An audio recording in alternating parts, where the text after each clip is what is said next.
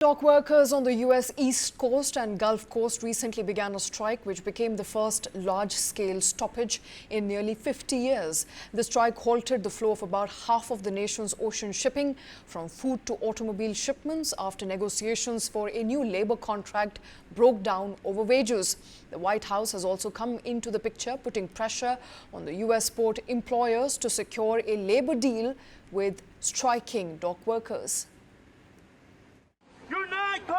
The White House put pressure on US port employers Wednesday to secure a labour deal with striking dock workers. A strike by the International Longshoremen's Association, or ILA union, has blocked everything from food to automobile shipments across dozens of ports from Maine to Texas. Analysts have warned it will cost the economy billions of dollars a day.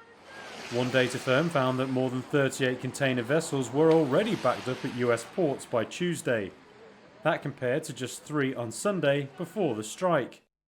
President Joe Biden said Tuesday foreign ocean carriers have made record profits since the pandemic when longshoremen put themselves at risk to keep ports open.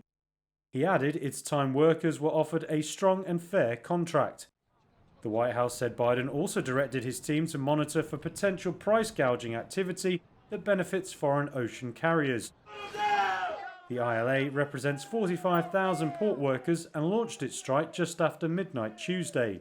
They took action after negotiations with the US Maritime Alliance, or USMX, for a new 6-year contract collapsed. The USMX had offered the union a 50% wage hike, but ILA leader Harold Daggett said the union is pushing for more.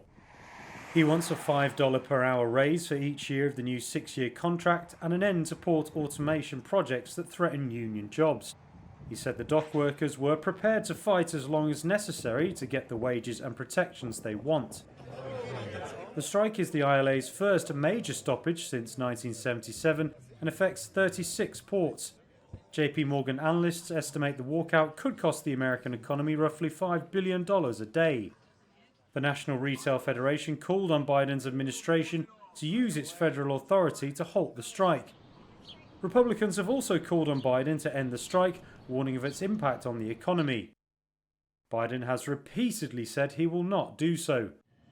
The US Department of Agriculture said Tuesday it does not expect significant changes to food prices or availability in the near term.